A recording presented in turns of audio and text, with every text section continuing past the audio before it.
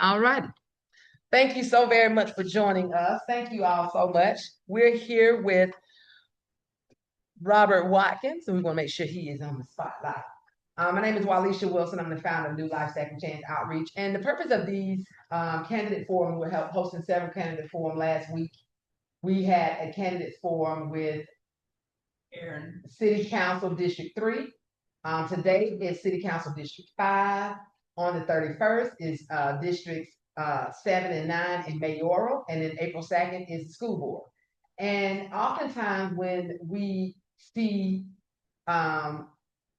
individuals have candidate forums, they always talk about the typical things. They talk about taxes and roads and things like that. But considering Columbus is the second largest city in the state and receives about a third of the folks that actually return home from prison, there should be no platform where Columbus is not talking about reentry and the needs of people who are marginalized. There's a serious homelessness issue in Columbus. There's a serious crime issue in Columbus. There's a serious issue of lack of jobs.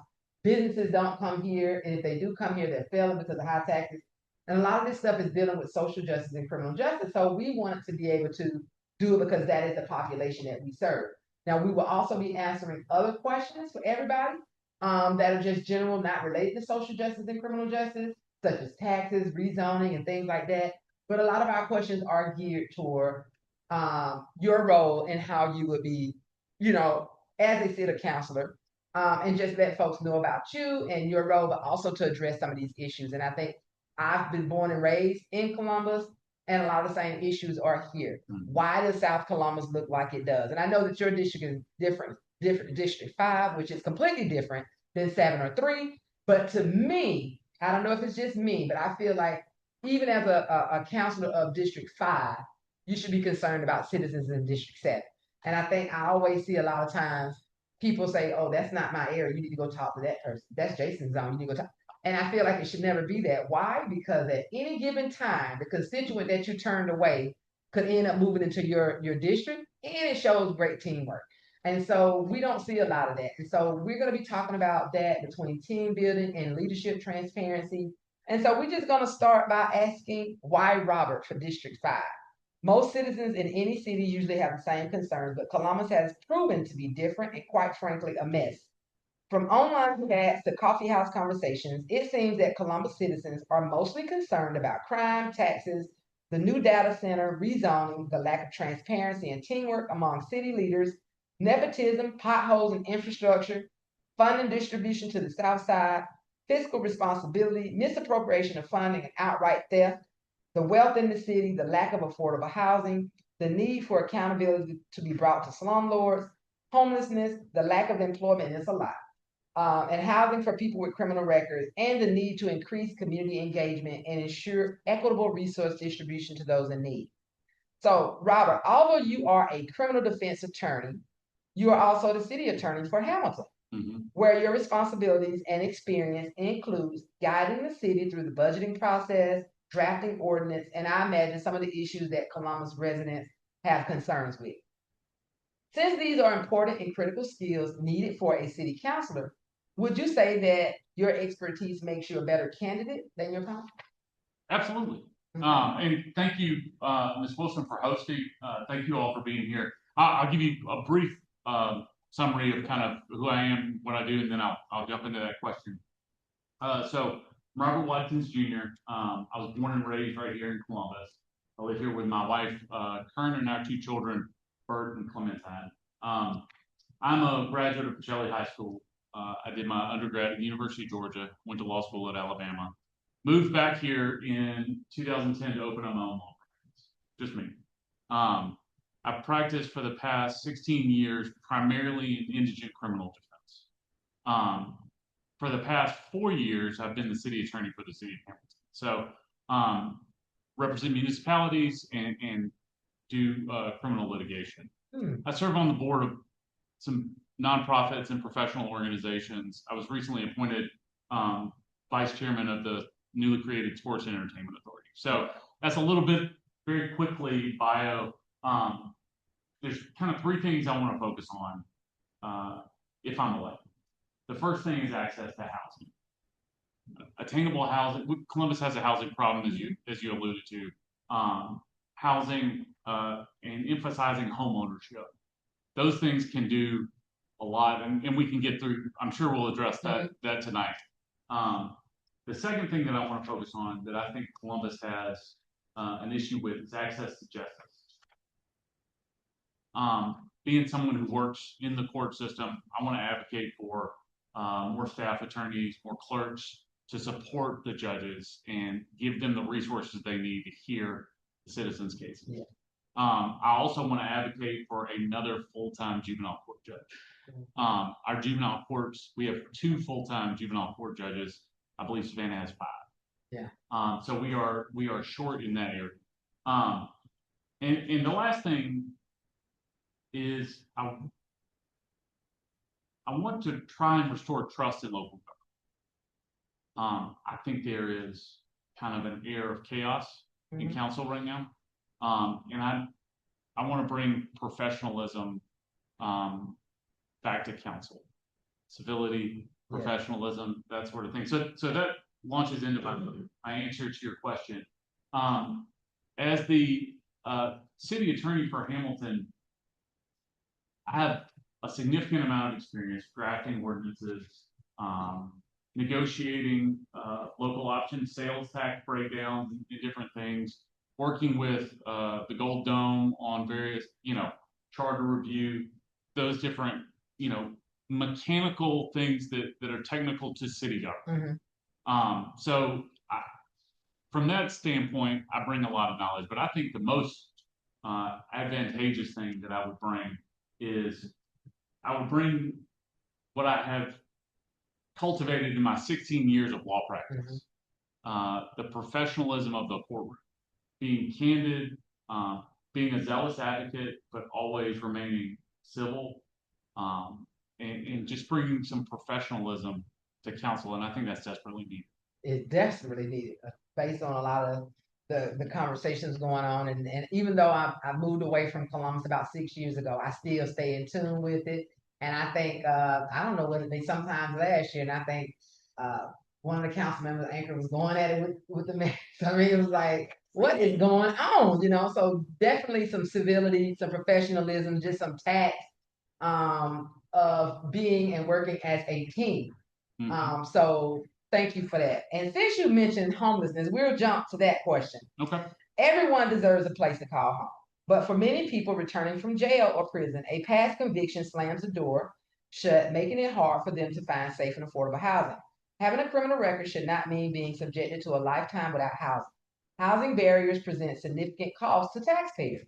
In August of 2025, and I think this is so relevant since we're talking about District 5, because last year, the District 5 representative city council proposed an ordinance that was passed by city council 9-1, criminalizing camping, storing personal property, and obstructing public spaces on city property.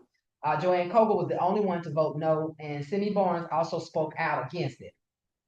And I think as a reminder, this is one of the ones that's actually at the Capitol that has gone over in one of the House bills, where they will now pass a law at some point, if it passes, that will force basically police officers to arrest people who are unhoused, and basically sue these cities. And I know people say, well, because they're saying that homeowners have that ability to sue the city because they're failing to incarcerate unhoused people because they feel it's bringing their property value down. And I think maybe they might have felt it was good intention, but what they're not thinking about is lawsuits cost money to taxpayers. To incarcerate people in the jail costs taxpayers dollars, which we'll talk about later, but actually it costs each taxpayer in Columbus, Georgia, $50 a day to house somebody at the Muskogee County Jail. To me, I don't know about anybody else, but I wouldn't want money that should be going to somebody who really is a threat to the community, as opposed to somebody who is simply just trying to live and doesn't have anywhere to go. So the law will also make it illegal for people to sit, stand, lie down, or use personal property in a way that would interfere with individuals entering or exit buildings, driveways, streets, alleys, or any other property that has a limited interest, no matter if it's owned by the city, public property, or privately owned. The law is supposedly aimed at reducing public encampment, allows for fines up to $1,000 and 90 days in jail. Now, which is ridiculous because if they're outside, a lot of people in Atlanta, we have people who are sitting in the county jail on $1 bond. There are folks who are probably sitting out in the county jail on less than $5, $10. But a person can't afford $5, $9, or $10. They certainly cannot afford $1,000. And then again, to put them in jail for 90 days, which is again that whole thing of the prison system being a business, the jail system being a business. Again, 90 days, $50 a day to house somebody. It stems from rising frustration over sanitation, safety, and property damage in public areas. Although the law includes a warning mechanism, allowing for arrest if individuals do not comply within an hour of a verbal or written warning. So my question to you is, what are your thoughts on this law?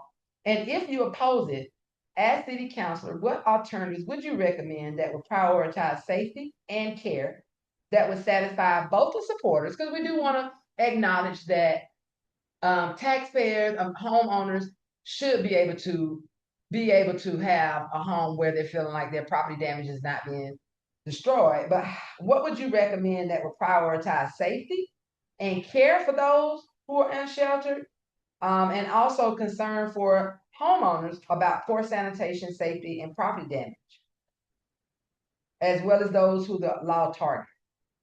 So let me back up in your question a little bit. That was a lot. No. No, you're good. But I want to back up to what you talked about with the criminal record and unhoused people dealing with criminal record. One of the organizations that I've been working with for the past 6 or 7 years now is a criminal record relief organization, a nonprofit that does criminal record relief.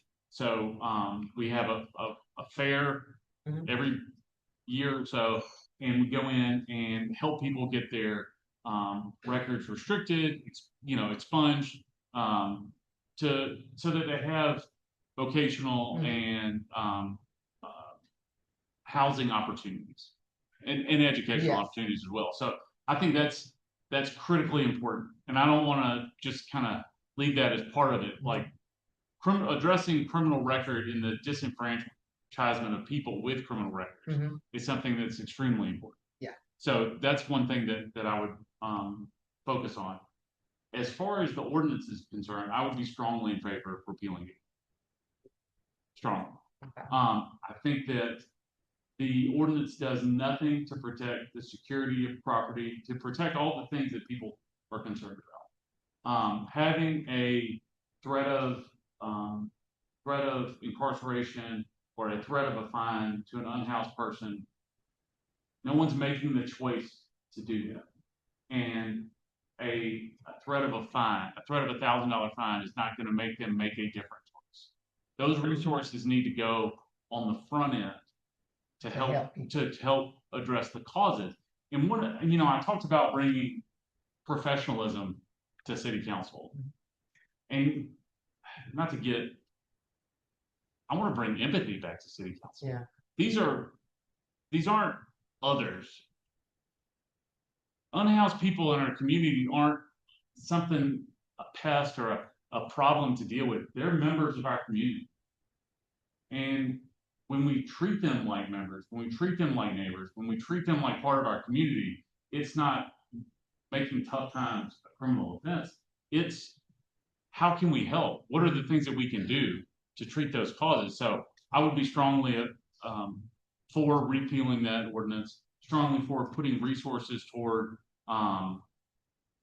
nonprofit partnerships that are out there giving resources to unhoused people and kind of doing that work in the community. Well, we're always, even though we are statewide, we do a lot of our advocacy here, and we would love to do record restriction, and Georgia doesn't actually have an expungement, but we would talk about that later when we can do some record restriction.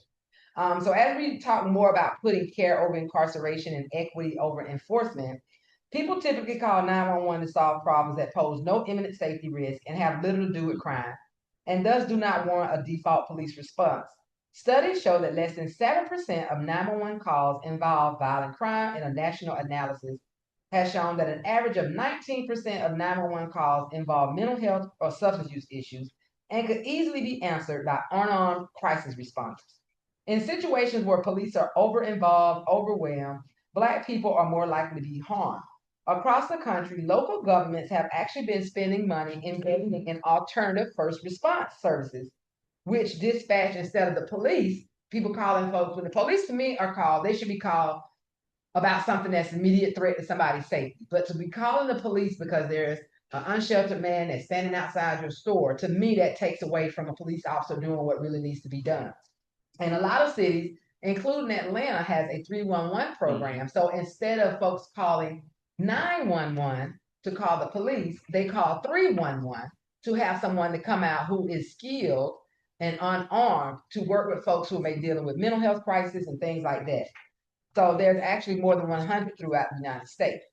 Would you support the creating of or the funding of an unarmed civilian community-centered public safety ecosystem of crisis response programs to address the range of health and social needs that come to the attention of 911 centers, like the 311 program in Atlanta? Absolutely, and I believe that Chief Scarpa has a pilot program now that is, addressing non-emergency 911 calls. Mm-hmm. And I think where we can see that really bearing fruit is that if we can kind of head off some of those things that would have ended up in the hospital. Yeah. Take away the jail for a second, but things that would have ended up in the hospital, a lot of mental health problems, a lot of crisis interventions, but those things that we could save money on, that money would have ordinarily come out of the indigent care fund. Mm-hmm. And we can take that savings and invest in more, non-emergency support and kind of let that build on itself. I would be strongly agree. So let's talk about data centers and rezoning. Now, we know a lot of folks are in favor of the data center, and I absolutely don't know what a data center is. I will admit that. I will not, pretend to know. But unlike Harris County, who on this last week, they denied a rezoning request from the developers of 586 acres on McKee Road. Columbus leaders, however, quickly agreed to welcome a data center here in Columbus, since the news broke 2 weeks ago about Project Ruby, which is a $5.8 billion with a B data center in the farthest northeast corner of Muskogee County, where Harris and Talbot counties converge near Utoy, that will be developed on nearly 1,000 acres of land, which is the equivalent of 75 Synovus Park stadiums. It's estimated to use more power than all of the city usage when it's completed. Residents in the area are upset about how it would impact traffic, water, and septic systems, and are blown away by the speed that this data center project was being moved through the city government and feeling without community feedback, and feel that residents are being forced into it. It's being forced onto the residents. One resident even created an online petition that has over 1,200 signatures opposing the building of it. Do you support or oppose the building of the data center, and why? So I think the data center is an illustration of a larger problem. I think the data center shows a lack of trust in city government. And so people know when they feel like they're being sold something. So you mentioned those things. If you go and you hear some of the people who are strongly in favor of the data center, they'll talk about this is the greatest economic opportunity. Because people say it brings jobs and things like that, but I want to know what the negatives are. Well, the negatives, you hear people say this is going to be the worst environmental impact, and those two things can't be true. Yeah. We know those two things that those camps are saying can't be true. So the truth is probably somewhere in the middle, but it feels like we are being sold something. And it shows that we generally lack trust in our local government, our local institutions. And as an attorney, if I don't have the trust in my client, I can't advocate for my client. Mm-hmm. I can't be there for them. But if my client trusts me, then when I give them bad news, they understand that it's coming from the best place. Best place. So right now, I wouldn't support a data center because I don't think we have enough information. But I would never do anything if I was elected that would disrupt the environment of our city, or wouldn't be in our city's best interest. Yeah. So I feel like right now we just don't have enough. And then I think the fact that it even said it's estimated to use more power than all the city uses, to me, I would think that's a problem. But thank you so much for that. So let's talk about rezoning issues and subsequent traffic issue as it relates to these huge developments. Last year, almost 300 residents from 7 Columbus subdivisions met at a meeting hall in Winton Methodist Church, where organizers asked people to sign in and add their names to petitions opposing a proposed large development near the neighborhoods at 5201 Macon Road. Local resident Carrie Gaskins, who's now running for City Council District 1, worked to find out more about the development after she saw a rezoning request sign on the side of the road, indicating that a huge piece of vacation land that had been initially zoned for single-family homes is now being changed to planned unit development, PUD, or easier put, it allows for community serving commercial development. What are your thoughts on rezoning for large developments? I mean, is it good for Columbus, bad for Columbus, but what are your thoughts on it? I don't think there's a blanket answer, good or bad. I think that what we have, so at the top of what I said, my first thing was housing. If you look at the Georgia Tech housing study that was done as part of the United Way, we're in desperate need of housing. And I talked about home ownership a little bit, but so you have to balance the needs of existing neighbors, of existing neighborhoods with new development. And I think it's not a matter of, does this development, is it good or bad? Does this development fit the existing neighborhood? Does it have the least amount of impact, but brings the housing we need?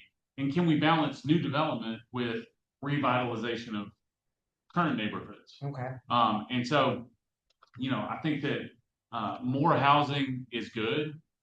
What that looks like, and as far as the density, what kind of housing, it's not going to do much good to have a whole development of $400,000 or $500,000 homes. Yeah. We don't need that. Yeah. We need smaller homes. We need attainable homes. We need homes that we can get people to emphasize new home ownership. So I don't know that there's a blanket answer, but I think you do have to balance the needs and wants of existing neighbors versus the overall need for more housing in the community. Yeah, and especially when people are buying houses. I mean, one of the big key things is we want folks to buy houses. And a lot of times when you want to buy a house, you want to move away from other folks. You want to be able to have your solidarity, and that kind of messes up your plan when all of a sudden now you've got this, more than 75 ballpark stadium sized building that's bringing all this traffic and all this congestion and using up all the lights. So that's definitely an issue. So I know earlier you talked about bringing back professionalism at city council. So I want to talk a little bit about distrust in government and leadership and fiscal oversight and accountability. On a recent Facebook post, a Columbus citizen pointed out unstableness, chaos, and lack of partnership between city leaders. With one example, last year, he pointed out about one of the councilors going at the mayor, said that he was failing to fulfill his duties and hiring a new city manager. Other concerns have been battles between city leadership versus the police, city council going at each other's throats, city leaders making decisions without feedback from the community. And I think that was one of the ones about appointing a representative, from our understanding, who once you're appointed by city council, you're supposed to agree to not run, but that person still run anyway. Without the best interest of the citizens, chaos by way of the police department being in crisis. There have been over 130, there's currently 130 vacancies, 74 resignations in 1 year, a federal discrimination lawsuit, EEOC complaint, city managers working and hiring outside of policy and ethics to make outcomes benefit themselves, such as hiring friends, rewriting promotion rules, lowering requirements, skipping the highest rated, more qualified candidates, and not to mention millions of loss of revenue from a backlog of business license filings and renewals and a supposed cover-up inside the finance office, in which 2 people were arrested after an investigation. There was a lot. So my question to you is, as city councilor, what are your plans to address, you talked about it earlier, you want to bring professionalism back and civility back, but what are your plans to address and bring solutions to a lot of the issues that have caused citizens to distrust city leaders, particularly when it comes to providing fiscal oversight and accountability? I think starting at the top, like you said, it was a lot. I don't think there's going to be a one-size-fits-all solution to this. But I think you start at the top and you get city council where it looks like everybody at least is moving in the right direction. Doesn't mean they're rowing at the same pace. Doesn't mean there's not disagreements. But if everybody's kind of working together somewhat, then that sends the message to city staff, that sends the message to the mayor and everybody downstream that, they all have Columbus's best interests at heart. They're not working toward an agenda. They may have policy disagreements, but and that's where restoring professionalism really sets the tone. Yeah. Columbus is, I don't think it's any secret, Columbus is underfunded. We don't have enough money to do a lot of the things that we want and need to do. But, and I say that to show it's hard enough to do this when everybody's on the same page.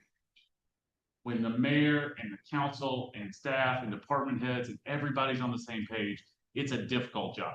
It's an impossible job when there's chaos, when there's contention, when there's infighting, and there's lack of trust. Yeah. So I think at the beginning, the very start is to get that baseline where everybody understands, hey, we've all got Columbus's best interests at heart, and we're all going to work through this professionally. I have in the courtroom, I have disagreements with opposing counsel all the time. We'll fight like cats and dogs, but we shake hands after because there's a respect. I understand they have a position, I have a position, and once you do that and you can bring some civility to the argument, then you can have a heated discussion, you can have a disagreement, but we both know that it's coming from a place of integrity. Yeah. So I think that's the way to start. I'd be curious to know, I mean, as you know, as a person who's an activist and organizer, you know, often whether it's once or twice a year, we go on retreats and team building retreats, wellness retreats.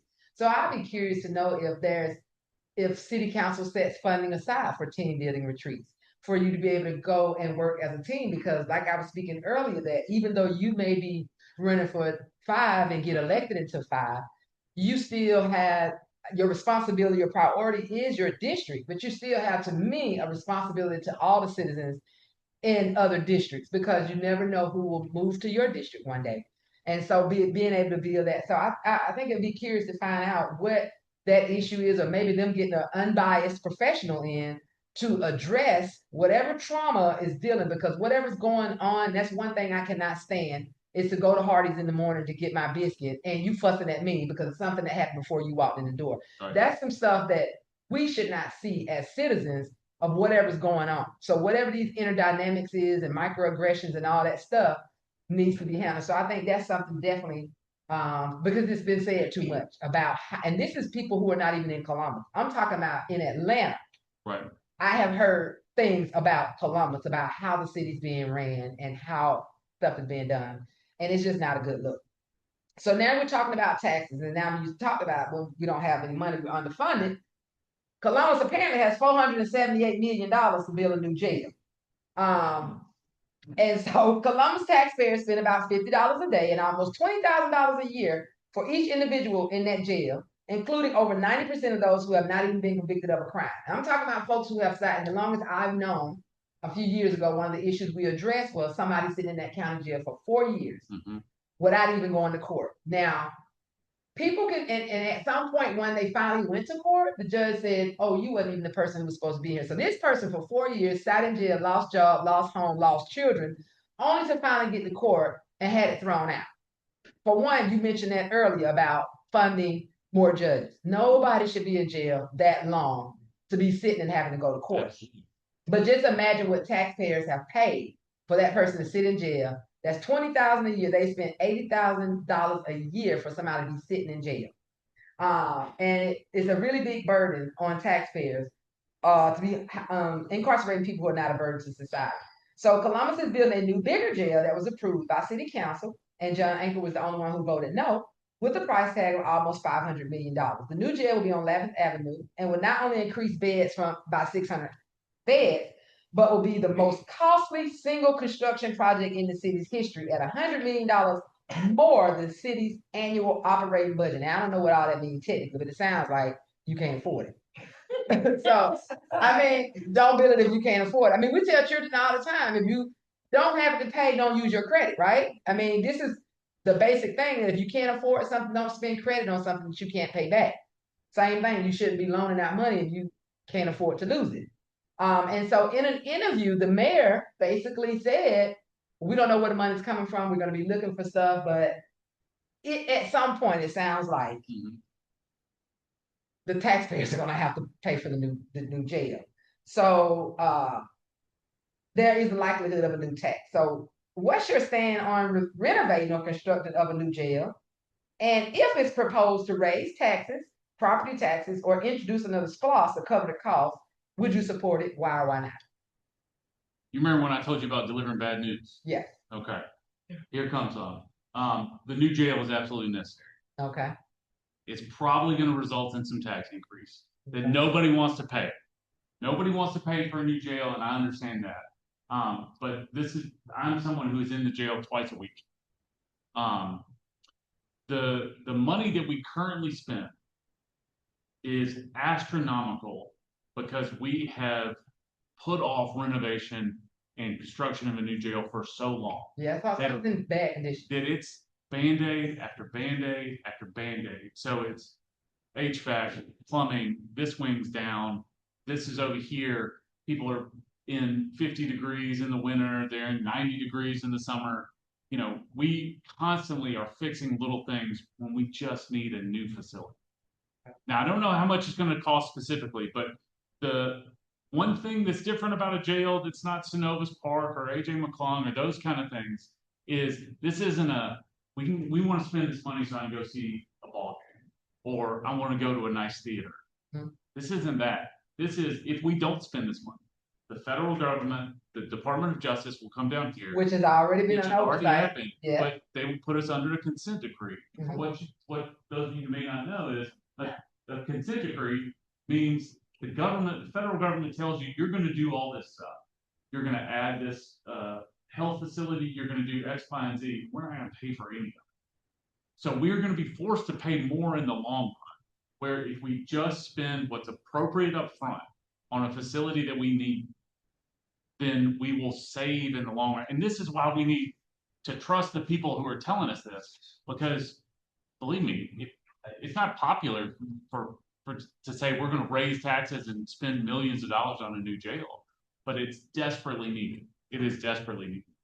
So it probably seems like the only option would be probably to raise taxes or do a new SPLOST or something. There will be different funding options that have been talked about. I don't think they are as far down the road as plans and those sort of things. We're still in earlier phases, but the condition of the Muskogee County Jail is the worst of the jails that I work in. In the circuit, in this corner of Georgia, we've got great staff, and they do the best with what they have. But when you are constantly overcrowded, when you are the largest mental health provider in the city, probably the region, when you're a shelter for unhoused people, when you're providing all these different things that you were never meant to do, that's what happens. We see the wear and tear, and we see the kind of crumbling of that. So we're in desperate need of that. Thank you. For those of you who haven't signed in, if you don't mind signing in, feel free to get your snack. So we're going to talk about supporting second chances with reentry and economy from incarceration to income. The United States has the highest incarceration rate in the world. Georgia has the second highest incarceration rate. And Muskogee County sees fluctuation in their prison administration rates. The financial costs and devastating consequences of incarceration for individuals, families, communities, and taxpayers are well known. We all know that securing stable employment post-release is a critical factor in reducing recidivism and crime. And we all know Columbus has a huge crime issue, plus a huge homelessness issue. And a lot of those individuals are impacted by the system, who could return to their communities where they work, start businesses, and otherwise contribute economically. Because we know these issues go hand in hand, what will you do in your role as city councilor to help bring companies to Columbus? If that's something you can do, if it's not something in your role, you would say that's not what city councils do, and I'll be quiet. But what will you do in your role as city council, or even as a leader, or just as Robert, to try to help bring companies to Columbus that will hire people who's impacted by a criminal record so they can spend money into the economy instead of take money from taxpayers? Oh, absolutely. I think that the role of city council is, obviously you're a legislative body and, you provide oversight to city government, but you're also an advocate. Yeah. You're a cheerleader, you're a fan, you are pushing this community to Georgia in the region. So bringing new businesses here is key, economic development is key, and all that stuff goes hand in hand. because the biggest cause of crime is concentrated areas of poverty. That's the biggest cause of crime, and it all housing loops into that, economic development. When there is job opportunities for people who don't necessarily have a college degree or a high school degree, when everybody has the availability of a living wage, then crime goes down. All the kind of problems get muted a little bit. So absolutely, bringing companies in and working with some of the new leaders at the chamber, at Choose Columbus, Visit Columbus, those kind of entities, and providing them the resources they need is a big part of it. Okay. Okay, so now we're going to talk about ending cash bail. Local jails are the front door to mass incarceration. In 2024, nearly 660,000 people were detained in jails on any given day. More than 4 out of 5 people detained in jails are legally innocent because they have not been convicted of any type of crime. Right now, 83% of people in the county jail are being held pre-trial. This means that over half of the people in Georgia jails and prisons haven't even been in court. As a city councilor who would directly affect the city's budget, what are your plans to support funding programs and activities that reduce jail population and promote alternatives to incarceration that keep people safe, healthy, and connected to their community? And would you support ending cash bail for most offenses in Columbus to ensure individuals are not incarcerated solely because they can't afford to pay? So let me come back to the last part and address, you mentioned budget, which is important because the role of council in these kind of situations is mainly budgetary. Reducing the jail population is incredibly important. And I think what you have to remember is that includes getting all the stakeholders together. Superior Court judges, elected district attorney, elected solicitor, clerk of court, sheriff's department, all those people have to be on the same page. And so bringing more resources to accountability courts. We have a veterans court, we have a mental health court, we have a drug court. Those can all be expanded. The sheriff's office had a recognizance bond program that is discontinued. Putting more resources to that. So I would be absolutely in favor of that. We talked about adding resources for our courts as far as staff attorneys and clerks and that sort of thing. So that's desperately needed. Cash bail. I was thinking about this question earlier today, and I was trying to figure out how many bond motions that I filed and argued in my court. And I think it's around 3,000, 4,000 times I've been in front of the court and I've said, we desperately need bond. We desperately need bond here's the reason why. We have an example of cashless bail in our city, in our federal courts. For the most part, federal courts have eliminated cash bail as a thing. It's almost all recognizance. You sign a paper and you're released. And federal courts can do that because federal courts don't have the backlog, the caseload, and they have so much more resources. And so it goes hand in hand. When we can get the cases and the courts moving more efficiently, then bond will become less of an issue because cases are getting indicted, cases are moving through the system. Because you have 90 days to indict a case. From arrest to 90 days, you're not entitled to bond. But from that point, that's when that clock starts. So I think if we can get the system working more efficiently, then it will kind of alleviate that problem. So let's talk about the issue that we've heard that there is no issue. And I think a couple of years ago, somebody said, there's no gang issue, just get you a gun. Let's talk about crime and gangs. In 2023, the state gun homicide rate was about 18.6 per 100,000, well above the U.S. average. 2025 data indicates that Columbus reported a 30% decrease in violent crime compared to 2024. However, these numbers reflect improvements based in neighborhood scout and FBI stats. But most recently, Columbus has come in as came in and said that Columbus was the 12th in the state for safest largest cities, but there's also a report saying that it's actually one of the top 20 cities in Georgia to avoid. It has been proven that economic inequality and poverty, unemployment, and lack of jobs, drugs, and gang activity and easy access to guns, easy gun laws, and a high gun ownership rate all contribute to the rise in crime.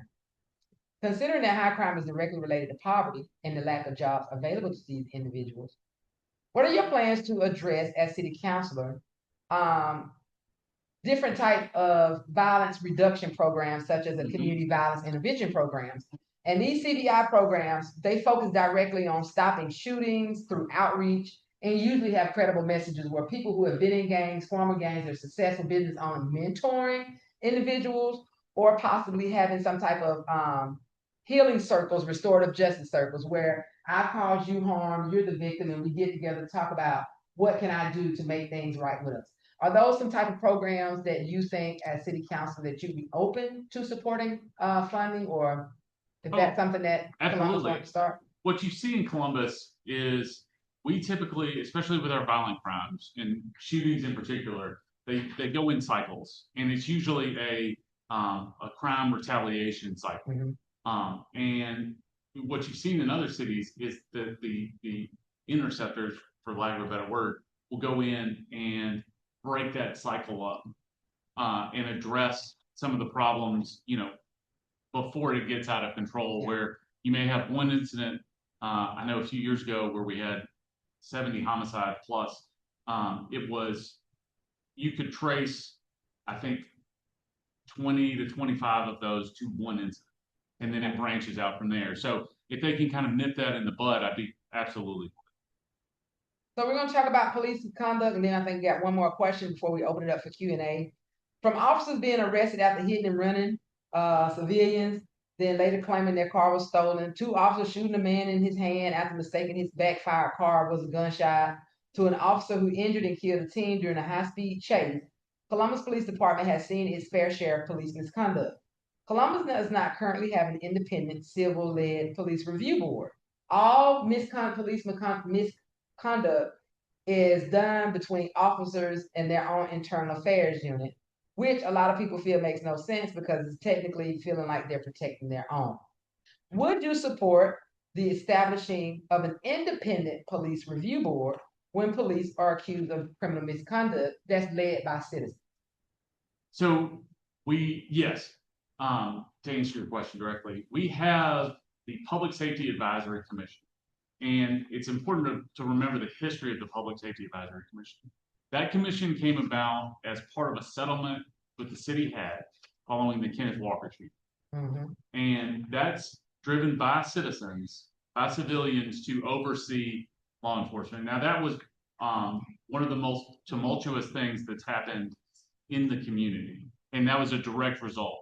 I think that commission can be beefed up. I think there are some things we can do to have that commission have a little bit more oversight, but we do have a civilian-led body. But I would like to see that have more oversight over things like speed cameras and flux cameras. It's 2 different kind of arguments, but ensuring that our public safety employees have all the tools they need to do the job. Yeah. But that they have the oversight to make sure that our data is protected, our privacy is protected, those sorts of things. Okay. Well, let's talk about traffic stops, and then we're going to go to, we noticed that also at the Capitol, a new law actually is going to be passed. I forget the name of it, but it will have it with the autism tags, which, because we have had a lot of times folks who have autism or other intellectual disabilities are being stopped by police, but they're being abused because for some reason they have sensory issues or communication issues. But a significant number of traffic stops are non-safety related stops, being stopped for minor infractions that do not affect road safety or public safety, such as driving with a single tail light, expired or defective registration, and these end up turning the wrong way, where people should have just been able to get a ticket and walk away. Because Black people are disproportionately targeted and stopped during traffic stops, often not because they have actually threatened public safety, but simply for being Black or driving a nice car, being in a neighborhood they say they should not be in. What solutions do you have to end racially motivated traffic stops or for minor violations that do not affect public safety? Or if you want to talk about the cameras. I remember, a while back, they had Operation Overlook or something where they were doing that. I won't tell you what the name they called it, but those kind of programs that's tend to targeting folks for no reason. I mean, so what are some of your thoughts on about traffic stops? Do you feel like it should be more training, racial bias training? What do you think the issues are? I think I would be in support of more implicit bias training for law enforcement officers. I think that's always something you have to kind of acknowledge and work through, right? So the what we see in criminal cases a lot is the traffic stop followed by the strong odor of marijuana. Yeah. Which is a new bill that's passing in the Georgia law now that says you can't stop people because of the smell of marijuana. One of the we'll see what happens with it. Yeah. But one of the things that I want to get rid of some of these things that have been used in the past as pretext. I just put out a video this week about some of the kind of outdated and unenforceable laws we have on the books in Columbus. You're not allowed to swear on the telephone. I think there's a law still on the books that says you can't walk a pig on Sunday downtown. You can't sell fish door to door. So now those are all, you know, that's funny. That's funny to look at those lists, but it's a valid law on the books. Yeah. And if that was used as a pretext for a stop, a probable cause stop that led to the seizure of drugs or something, or God forbid something could go wrong during the stop, then it becomes a lot less humorous, right? Yeah. It becomes something that that we want to try and avoid. So I think kind of maintaining our high standards in public safety and increasing the training would go a long way to dealing with those pretextual things. And I think what we're seeing from our district attorney's office, our Superior Court judges, are a push to do away with that. And it's a positive move in law enforcement right now. Okay. Well, my last one, I know I said it was the last one, but now I got a question for you. Traffic stops. I know this may be a mayoral question, but I'm wondering if it's a city council question. A lot of folks lose their driver's license for traffic stops or failing to go to traffic court. That is an issue when people have jobs to try to get to. And I feel like a lot of times, I mean, I've actually gone to court and had a warrant put out of me, says that I missed court, but because I'm deaf in one ear, I had a warrant put out of me and I had been in the court the whole time. So I ended up having this thing that says, for one, the court should be accessible to folks with disabilities. You need a marquee board with people's names scrolling. When they call your name, there's a Jason Patterson. All right, John Johnson. They go to the name so quick that if you are, you can't hear, or if you are completely deaf, it poses a problem. And a lot of times if you're in traffic stop, that's one of the things they take your license, which makes no sense. So I wanted to find out if that's something that was to come before city council, as in a budgeting, to wonder if that's something you'd be willing to support on the budget with an amnesty day, to be able to say, we've had people who had their driver's license taken away because they, something happened in traffic court, or they couldn't get to traffic court. Maybe they at work. People don't understand working people who work a job, who cannot get off, to have to get off their job to go to traffic court. People, a lot of folks just don't understand because they're sitting up high looking low. But to be able to say, well, you didn't show up in court, we're going to take your driver's license. Would you support like an amnesty day for people who have these really high traffic tickets or didn't show court and that kind of stuff? But is that something you would support? Sort of like an expungement, but a restriction, but it's for driving, traffic court issues. So I have to kind of fall back to the role of counsel on this. That a lot of that is state level, Department of Driver Services. But I will tell you, one of the things in the new courthouse is going to be in the front. We're going to have, and I can't take credit for it, but we're going to have a video board, and it's going to show where your name is, what court you're supposed to be in, and the ability to check in. So it's going to cut down on those. I was in the building, but I was in the wrong courtroom. Yeah. Those kind of things. I think that our recorder's court and our solicitor's office do a very good job of accommodating people, understanding that with traffic tickets, things happen. Sometimes you miss court, you come in, you make it right, they will accommodate. And one of the things that I know that our solicitor, Sean Thomas, has done, because I've seen it, is doing whatever they can to not let people plead to driving on a suspended license. So if you have a suspended license, it's a vicious cycle. If you have a suspended license, You got to drive to get to work. You got to do something. You take the risk. You get in the car. You drive. You get pulled over. You're back in court. If you plead guilty to driving on suspended license, that triggers a 6-month license suspension, and it's heard over and over again. And we've seen people with $2,500, $3,500 in fees that just rack up, and they can never get under it because they can never get their license back. So that's something that our solicitor has done a good job of, and our state court judges have done a good job of trying to, let's get it down to one offense. Let's kind of consolidate these things, and let's do what we can to make, promote respect for the law and do that, but also allow people to get what they need to get to be a productive citizen and do what they need to do. Thank you. Y'all, thank you. Thank you so much for joining us. I appreciate it. And you just handled all the questions so well. I appreciate it. And I appreciate you actually for taking the time. I think when you're running a campaign, you owe it to folks in your district to come out and talk and make yourself available. So I appreciate that. And I'm sure that's a notch on your belt. But we'll open the door now for Q&A. If anybody has any questions, and I had you have a form in front of you, because if you're like me and you got a mind when you forget, it's like I had lost my train of thought, and you needed to write something down, this is the time to ask any questions that you had. All righty. My husband and I are election advocates. And every year we watch the elections office struggle to find places to have hold voting, especially early voting centers, and some precincts. I mean, some precincts, some don't have that, we're finding in the current light of the situation politically, some churches are not willing to open their doors for vote because they're concerned. Is ICE going to be there?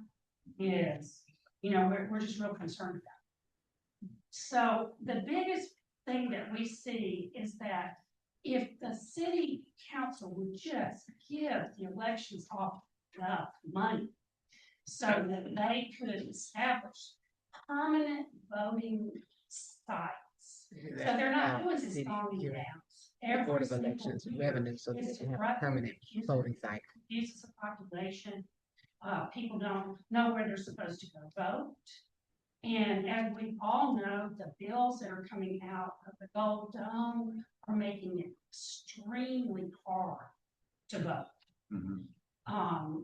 So I just am curious, doesn't council have a role in making sure that the elections office has the money that they need and do their job? They do.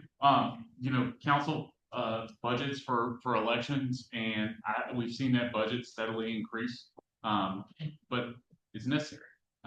That's one of those things that we need, similar to access to justice. Everybody needs to be able to vote. There needs to be as few barriers to it as possible, and to make that clear and kind of speak loudly with one voice to the citizens so they know how to exercise their rights. I don't know specifically. So, I think what we've seen is some of the divisiveness has trickled down to the local level. And that's why some of these places don't want to hold precincts that have been precincts forever. I don't know what city council could do other than try and be more civil, try to have a little bit more professionalism.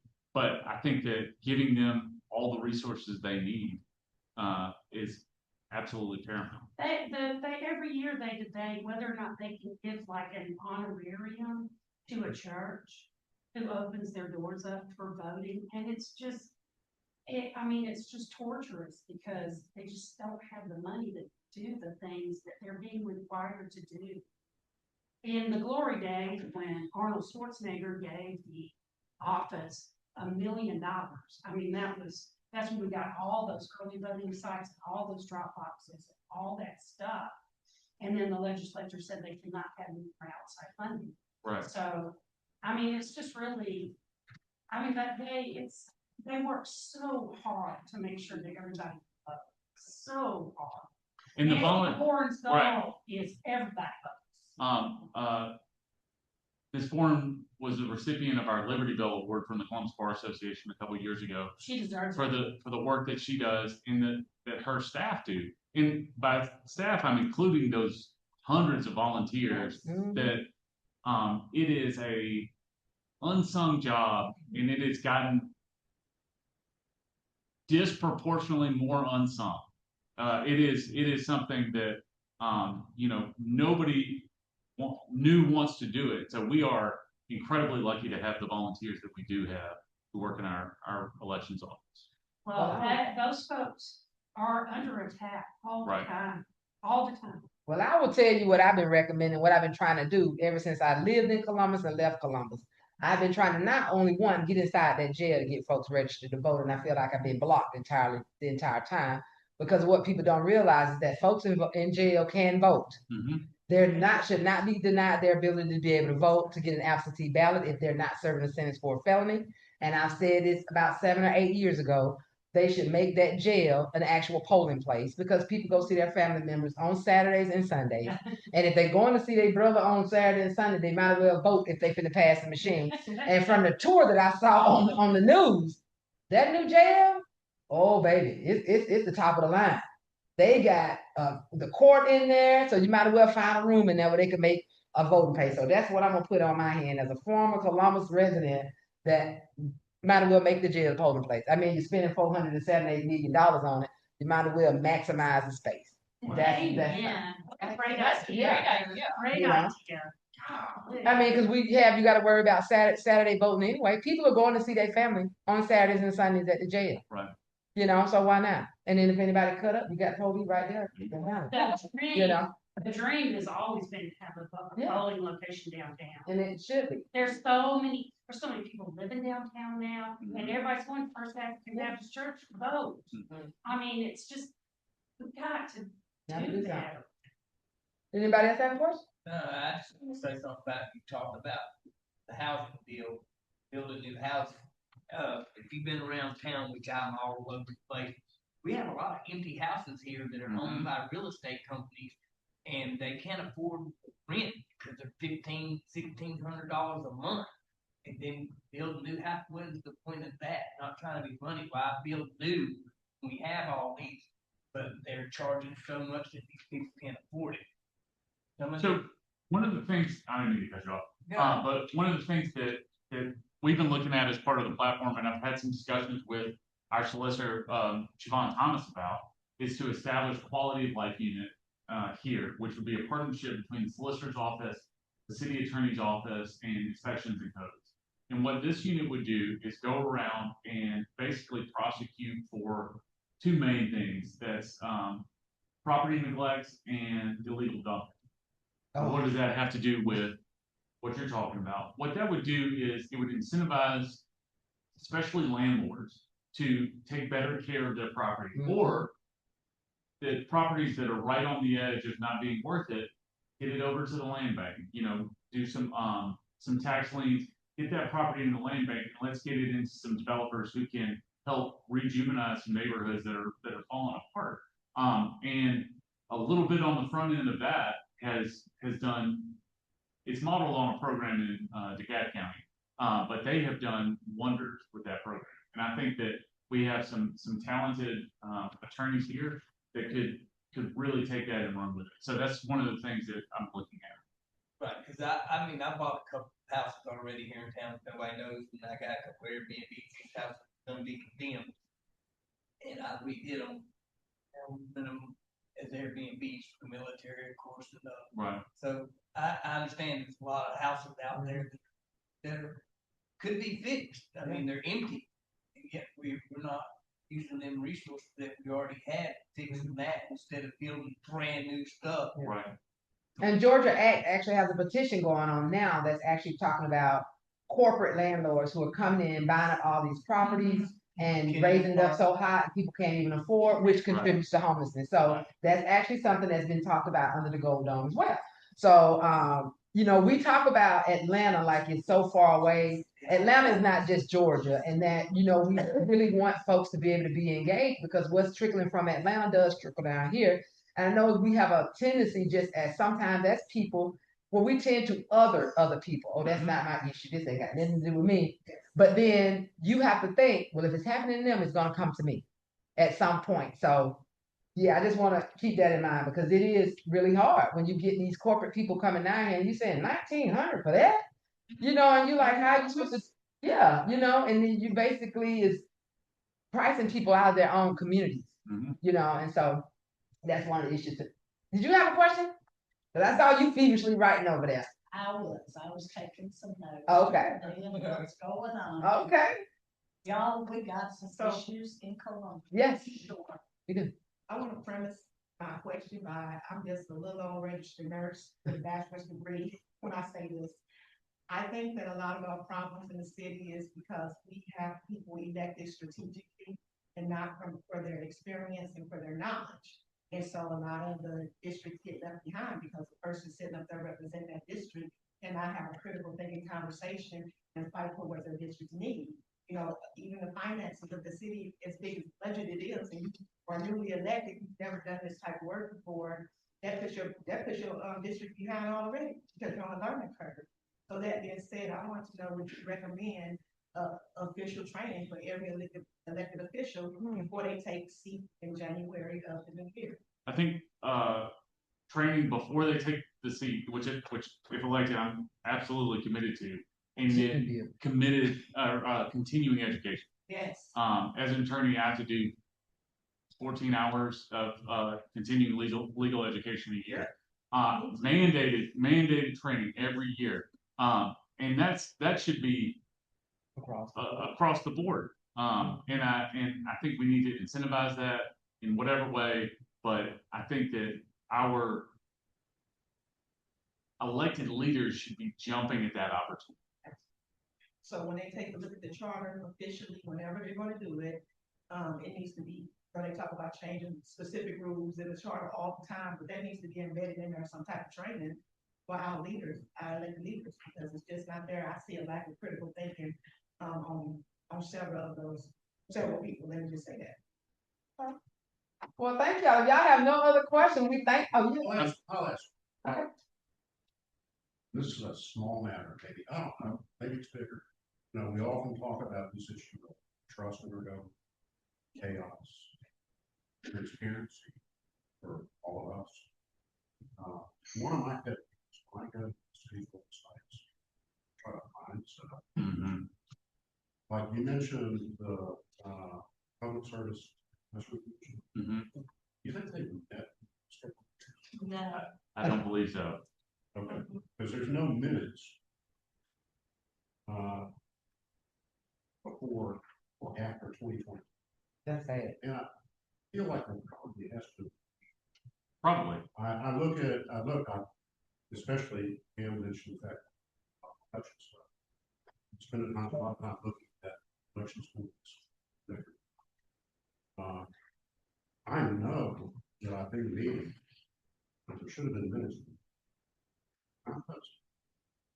So, and I feel like that's probably a problem as far as how the government's putting information online. Access. I wish we would do it. I don't know what that's going to take. I would agree. I think Columbus does a lot of things really well, but the efficiency with which we can access government services is probably not, in the top 10. I think we can get better. Certainly we've got to get better at things like revenue collection and those sorts of things. Business licenses. But it does need to be, you shouldn't have to be able to go through this morass to find what you're looking for. It should be pretty user friendly. It should be intuitive. So I would be in favor of that. That reminded me of that. As far as all these appointments to these various boards, there's talk about how it's who you know, basically how you get those boards, and a lot of times the issues that are being taken care of are not people that have been affected by the issues that It certainly needs to be a former incarcerated person on one of them boards. Exactly. So a lot of times, people that are not at the city council meetings, that are not engaged as much as the typical folks that you see in this room. they kind of get ostracized out of the process because they're not vetted. Because people automatically put up their who's who or who they know on these boards. And I think that if we have more passionate people that can empathize with the topic, like I used to serve on a mayor's commission for persons with disabilities. And I have a hidden disability myself. So I was able to empathize more on what was being said and what was being done, trying to access jobs for people with disabilities, et cetera, et cetera. So I just think that that needs to be something that the city councilors need to get a little bit more deeper than just. Well, I didn't mean to cut you off, but I think that as someone who served on the Civic Center Advisory Board, now in Sports and Entertainment Authority, I believe it was one of the last audits, maybe the Malden and Jenkins audit, one of them, said that Columbus has a problem where we rely too heavily on civic-minded volunteers. And that, we have all these boards and commissions and things that if we don't have volunteers to staff it, we would be in a lot of trouble. Well, that sounds like the garbage folks who are incarcerated people. And it sounds like a couple of years ago, and I ain't gonna jump your glory, but since you're talking about these, what you call them? Something volunteers? Civic volunteers. We're gonna talk about indentured servitude. It was the same thing about 4 or 5 years ago when the trash got picked up or wasn't getting picked up, and the mayor went on the TV and said, well, we have a shortage of prisoners.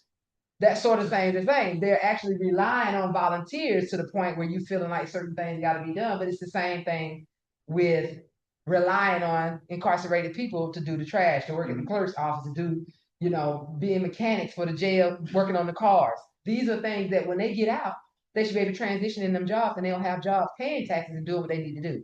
So Columbus does a lot of relying on people who aren't getting paid. And I think that's something that needs to stop in Columbus. They do a lot of relying on other folks to do their job, and people that should be funded. So I'm just gonna put that. No, you're good. And I can wrap up, Ms. Wilson. Yes. So I'm gonna stand. I get. Maybe with that angle, I don't know. I want to thank Ms. Wilson for having us, for giving us this opportunity to talk. A lot of these issues, are very close to me because I've spent my career doing this. So I'm very appreciative and grateful for this opportunity. But as grateful as I am, I'm a little disappointed. And the reason I'm disappointed is I'm the only one here. You didn't get to hear from my opponent, and I think you should. I think you should hear what she has to say about these topics, because if these topics are important to you, you need to know how your candidate is going to vote, how they feel about it. So I think had she been here, we would have seen two different visions for the future. Yeah. I think we would have saw one that's kind of stuck in the past, one that is a council that is mired in controversy, in contentiousness, and chaos, where we have government that is not for the wants and desires of the constituents, but it's for clicks and grants.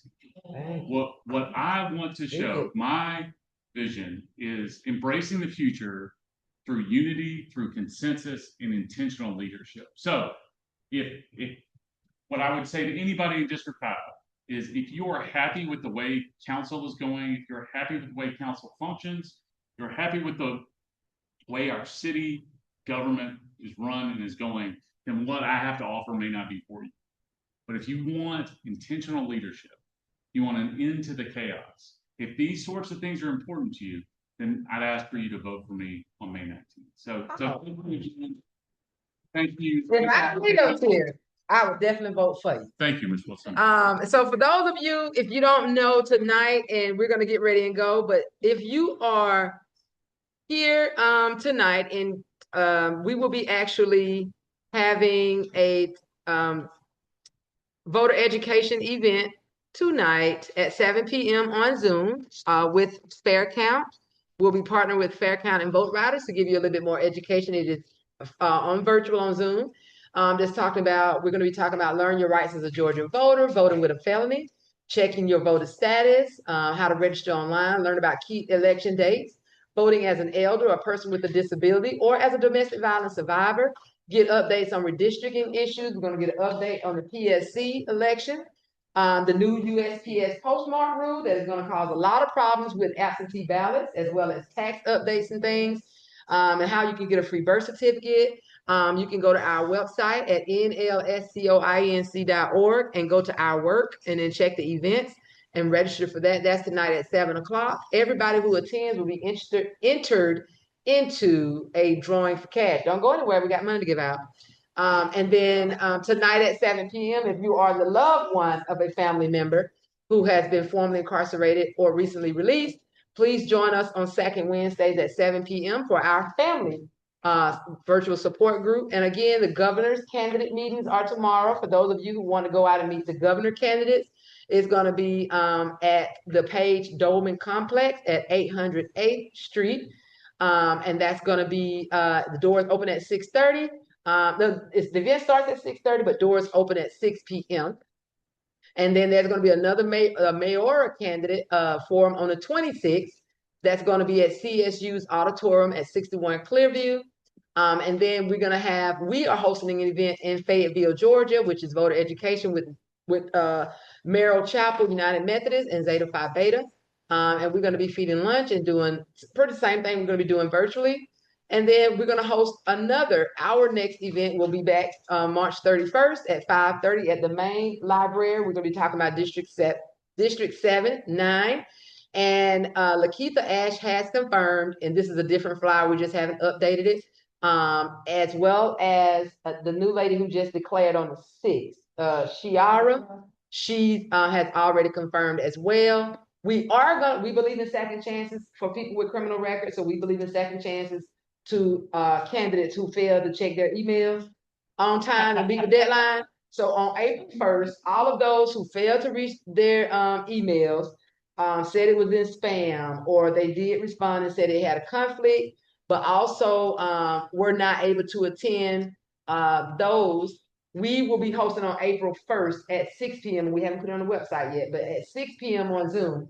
And I think the 3 people who have committed to coming to that was Mark LaJoy, Joanne Kogel, and Rocky Marsh.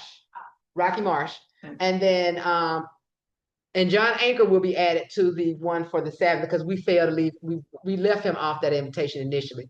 And then on April 2nd, we're going to be talking about school board. And it's going to be at the same location, main library. And we're going to be talking about social justice issues with them as well. How are you working with children with developmental disabilities and zero tolerance policies, moving them to the school to prison pipeline, working with children who are homeless, who may be having behavior issues and things like that. So if you can come out and support us, we would really appreciate it if you can come out and support us. News Leader 9 is having one April 7th. It's going to be streamed virtually, and that is for mayor's candidates. So again, we thank you all so much for joining us, and we look forward, and we're about to get ready to do a draw. So who got tickets? Now, if you don't got a ticket, you don't need but one ticket. Let's see here. There's 6 out there. How many? 6 out there. Okay, well, I tell you Robert, what, did you get one? I didn't. we're gonna let Robert pick the. Okay. We're gonna let Robert pick the ticket. Sorry, where were we supposed to get them from? Because I got mine from the stack. Yeah. We got it from that. Does yours say ticket? We don't know. It should have been one at your table with your name. They were in front of us right Yeah, here. that was a good one. Oh, okay. Yeah. Who? Everybody got a ticket? Okay. Exciting. Okay. So we're gonna let Robert zhuzh this up. We're gonna put his Watkins Here we go. thing on it, and this person's gonna win $25. Uh-oh. Okay. That's gas money. That's gas money. All right. So the ticket number, the last 3 digits are 3, 4, 3. Yeah, that's me. All righty then. All right. We got a winner. All righty. Thank y'all so very much, and thank you all for tuning in. We'll make sure we upload this on our YouTube page. Thank you. Have a great one. Oh, thank you. I appreciate it. They